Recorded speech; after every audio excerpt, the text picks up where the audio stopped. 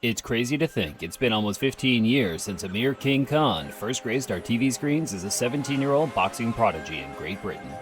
I want to be the youngest world champion, and I want to be one of the best boxers ever to come out of England. The British-born Pakistani captured the nation's heart as he fought through an incredibly tough field and eventually won a silver medal at the 2004 Athens Olympic Games. In doing so, he became the youngest boxing medalist in British history, a record that is still set in stone to this day. The red corner!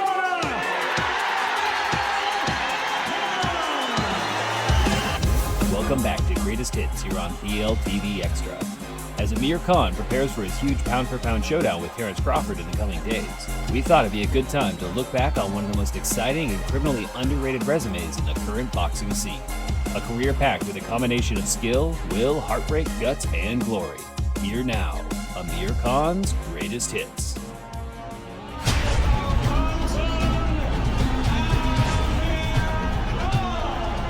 July 16th, 2005. At the tender age of 18, Amir Khan made his professional debut in front of 6,000 people in his hometown of Bolton. His promoter at the time, Frank Warren, had dollar signs in his eyes from the get-go as he featured Khan on the main event ITV Boxing's Big Fight Live. Amir Khan's professional road starts here. Really human in his last fight, but Bailey has come out of the traps like a sprinter. He says he's going to walk through Khan. He's going to say, welcome to the pro game, and prove to him it's totally different than the amateur stuff. Bailey's never fought as an amateur. Khan has got him down within the first 20 seconds. A little right hand. He got up too quickly. Stay down, say the corner. Khan dominated his opponent within the opening 2 minutes and fully expressed his desire to progress to world level in his post-fight interview. Yeah, definitely it's going to happen, yeah. This is the first one now, many to come, and hopefully, yeah, it's getting closer and closer now. Yeah, we're obviously both pretty young. We're up-and-comers in our sports, but luckily I'm not getting punched in the head. Tennis legend Andy Murray was in the building and showing support for Amir as the now 2-0 prospect ventured up to Glasgow to challenge the experienced journeyman Steve Gethin. Hold your breath. Here we go. Khan versus Gethin. From the opening bell, it was clear Khan's hands were far too quick for Gethin to handle. Although Khan promised a more disciplined boxing performance, once his hands started flowing, it became hard for him to hold back. He's trying to pick his shots now and work. He's got a good uppercut in that. And it's all over. It's all over. Referee Victor Loughlin said enough. And Amir Khan in the third round has made it 3 out of 3. But yeah, I'm sure fights are going to get harder and harder, and I'll be learning a lot more. Khan was back in Bolton and stepping up the competition on September 2nd, 2006. I'm going to win. There's no ifs or buts about that. We're here just purely to upset Amir Khan. His Cockney hardman opponent, Ryan Barrett, had only suffered 2 losses so far in his pro career and promised a growing ITV audience, close to 10 million people, an upset in the main event. Take one step back, watch the heads in close. Just close, good luck. Amir Khan tends to start fast. We know that. He will be too particularly accustomed to. Oh, good shot from Khan. Terrific right hand. Blurring hand speed. It took just over a minute for Khan to prove his hand speed a major difference as he put the Londoner flat on his back with a disorienting double straight right. Khan ended the fight just a few moments later as he pounced on the bedazzled Barrett to claim the 3rd first-round knockout of his career. But I finished quite quick. This shows my strength and power and speed's coming on. I'm adapting to a professional better, and yeah, I'm doing the right stuff.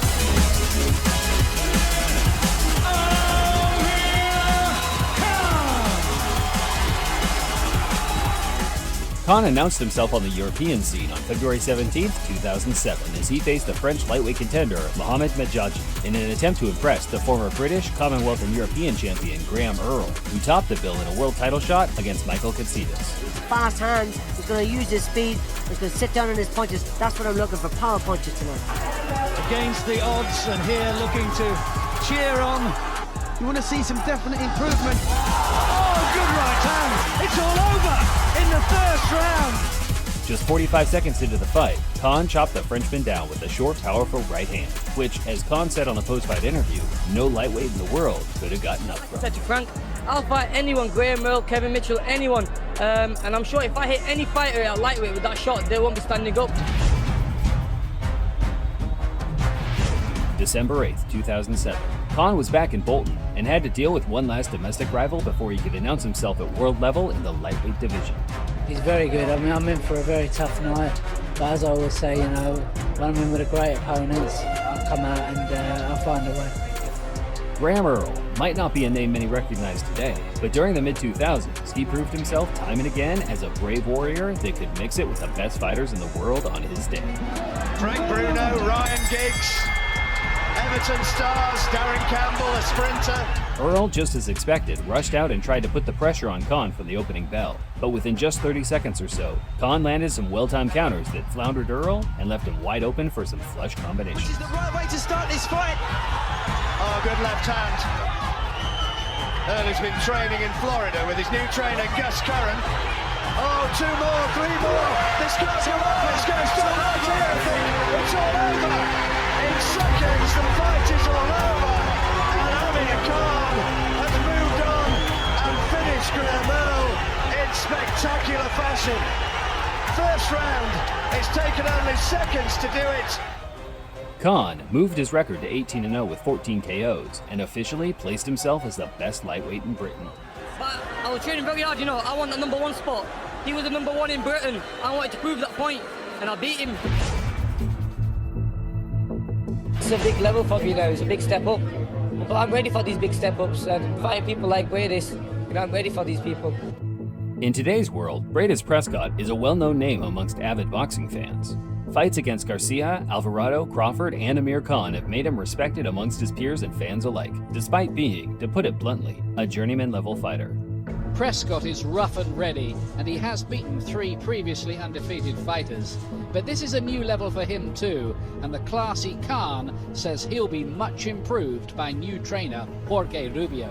But back on September 6, 2008, he was a completely unknown quantity. With a record of 20-0 and 18 KOs, Frank Warren knew he had to take a big gamble to elevate Khan up the world rankings by making his man fight a proven knockout merchant with little to no footage for his team to study. And in this case, the gamble didn't pay off. Just how dangerous is Prescott early on?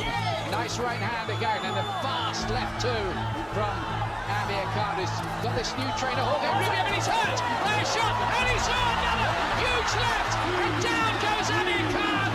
Again! Oh, he's all over the place! Within just 20 seconds, Prescott planted Khan to the canvas with a vicious 2-punch combination. Amir used all of his willpower just to make it back to his feet, but it was visually apparent to all at ringside he was in no position to continue. In the opening round, and the Prescott's got it, he's got it, the beat in the over. Oh, he's going to have to be stopped. He's flattened in the corner. Oh, these are desperate moments for AmirKhan. There can be no way back this time, Sean. He's trying so bravely to get up, but he's counted out, and it's one of the biggest stunners in British boxing history of the modern era.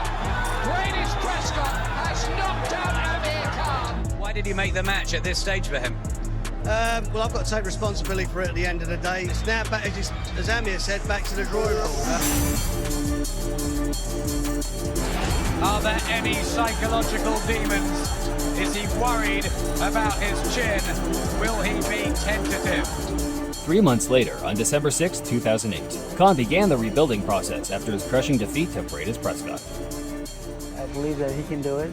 He's a talented guy, and I believe he'll be the next champion, and that's what I love doing, is making champions, because that's what I live for. Legendary trainer Freddie Roach decided to take Khan under his wing and train him alongside his star man Manny Pacquiao. His opponent for the night was the tough Irishman, Austin Fagan, a man that never tasted canvas in his 27 fights so far. And he is, of course, the current and reigning lightweight champion of the Commonwealth. Ladies and gentlemen, AmirKhan! The chin, right again! Blistering speed from Khan! Down he goes, Fagan! And he won't let him off the hook in the Fagan tank. Khan, predatory, going for the finish! And the bell saves the sheep, Fagan! Khan used his excellent footwork to evade Austin's dangerous attacks early on, which led to the counter combinations landing at will midway through the first. Uppercuts from Khan, who in terms of skills is just levels above Hashim Fagan. AmirKhan, and again, he just can't cope with Khan. Khan scored 4 knockdowns before Austin's corner decided enough was enough. But AmirKhan comes back in style. You know, training with the pound for pound best fighter in the world, Manny Pacquiao, you know, that built my confidence up, and you know, I went in there and just did the job.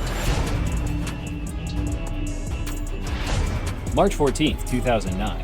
With no competitors left to face in the domestic scene, Khan put himself back on the big stage, but this time against one of the greatest and most formidable boxers of the decade, Marco Antonio Barrera. He wants to use Marco Antonio Barrera as a stepping stone to catapult him back into prominence, but he made a mistake. Barrera, while slightly being past his prime at 35 years old, was still the same guy that beat Prince Nassim, Johnny Tapia, and Eric Morales. He's in my personal top 10 pound-for-pound boxers of the last 25 years, and to be honest, it was always going to take a world-class fighter to beat him at any point of his career. Be quite prepared to wait his time. You've got to watch those punches. He's hurt him, and there's a count as well for Barrera around the point. Went to press on. Khan pounced on Barrera from the get-go, throwing an array of combinations that shook Barrera to his boots. An unfortunate head clash opened up a nasty gash on the Mexican's head soon after, resulting in a further 4 rounds of blood-stained punishment. He's doing it, it's working so well. For the punches, for the loose snap and the look at that shoot. It's over. It's a night of redemption for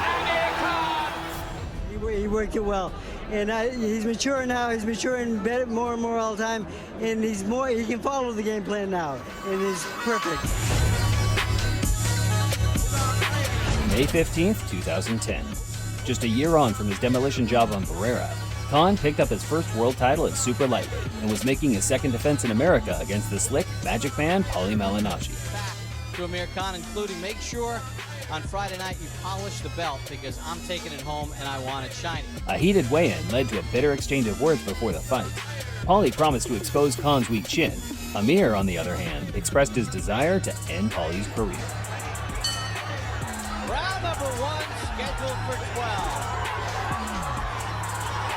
Khan again touches Malignaggi. Solid. Right, the idea. Khan surprised people with how he elected to box in the opening rounds. On the back foot, tight guard, snappy, powerful jab with an incredible understanding of when to let the combinations fly. He really doesn't keep him in focus because it looks like Malignaggi. As the fight entered the championship rounds, Khan started to pile on the pressure, landing at will and punishing Paulie for his pre-fight antics. Left hand tucks off the head of Malignaggi. Khan's knockout shots look more convincing. Good stoppage by Steve Smoga. Well done. Malignaggi paid his respect afterwards to what he believed was the fastest fighter he'd ever fought. Khan also paid his respect, but followed it up with a chilling message to the rest of the 140-pound He's division. a great fighter, but you know, we know how to beat Maidana. I know I can beat Maidana, and you know, if he wants to fight me, you know, tell him to get in the line. I'd love to fight him next, and you know, I've put a statement today.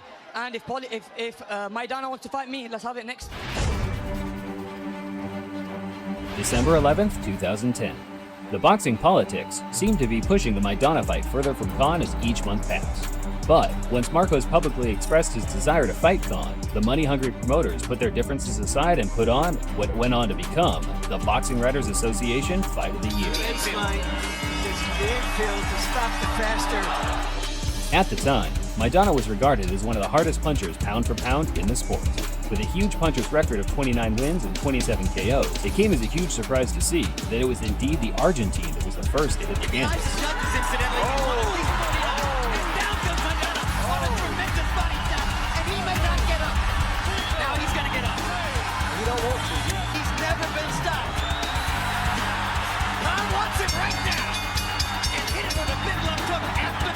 Khan's speed proved to be a huge problem for Maidana.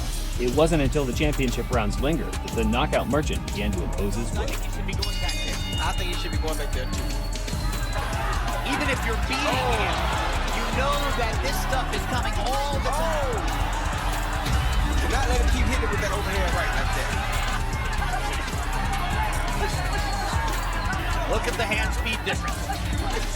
Despite the ending being a tough one, Khan did enough in the opening 9 rounds to claim a unanimous decision victory in what many people feel is the best win on his resume to this day. And if he wins the round, he may be safe. I made a mistake in my past, and now I'm a different fighter. Training with Freddie Roach and Alex Ariza. I've come back stronger than ever. I was hit by his best shots, and I was still there. July 23rd, 2011. Khan made his 5th defense of his WBA world title when he faced the IBF belt holder, Super Zab Judah. That's when reality was set in. And then when he get into the ring and look across that ring, and that lion named Zab Super Judah standing across the ring waiting for him, he'll know then. But it'll be too late. At the time, the fight was seen as a speed versus speed unification clash. Judah, despite entering the tail end of his career, was on a great run of victories and had acquired the knowledge of the defensive wizard, Pernell Whitaker, for his preparation. That's beautiful. Now you boxing. It's a beautiful feeling when you can hit a man and he can't hit you back. Judah is, without a doubt, one of the slickest and fastest boxers of recent years, but once again, he was no match for Khan in the opening round. Each fighter can keep his foot outside the front foot of the other guy. Khan put Judah down and out for the count with what appeared to be a low blow in the 5th. But later replays showed the shot was legal, and perhaps Judah was just looking for a way out of the fight that was beginning to look an unlikely It's going to be a knockout victory for AmirKhan. And Zab Judah believes that he was fouled, but he's not going to win the I put argument. the pressure on. I mean, I was not tired. I was pacing myself, and I mean, it feels like I'm not even being in a fight. On February 3rd, 2014, Floyd Mayweather Jr. released a poll on his official website that suggested he was going to let the fans decide his next opponent. The 2 participants were Marcos Maidana and Amir Khan. After tens of thousands of votes, Khan was victorious, with a score close to 70-30 in his favor. Despite that, Mayweather went back on his words and elected to face Maidana on May 3rd later that year. Amir Khan has speed. He's had a couple impressive victories. Khan wanted to make a statement to the boxing world and prove that he was indeed worthy of a Mayweather or even a Pacquiao fight in the near future. And what better place to do that than on the undercard of where the man he was chasing was topping the bill. Yeah, both guys looking to gain the advantage of it. And Khan stings Collazo with the right. Lead left hook and overhead right. There's a right hand and a left hook by Khan. Luis Collazo had always proven himself a solid and worthy contender at a world level, but this night was by far his worst in the ring. Khan completely dominated the cocky southpaw for the entire 12 rounds, scoring 3 knockdowns and impressing fans around the world with his masterful skills honed under new coach Virgil Hunter.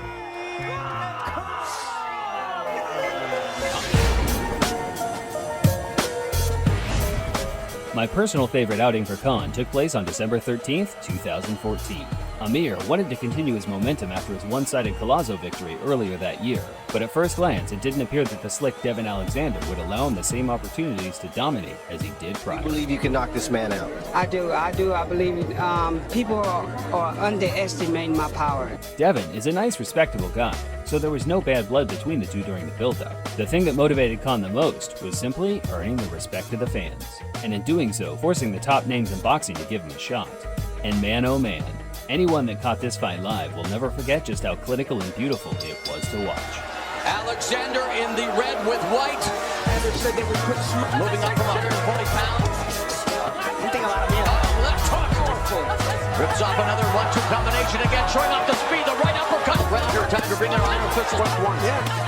There's a left hand that got through, but Khan again just putting together the lightning quick combination.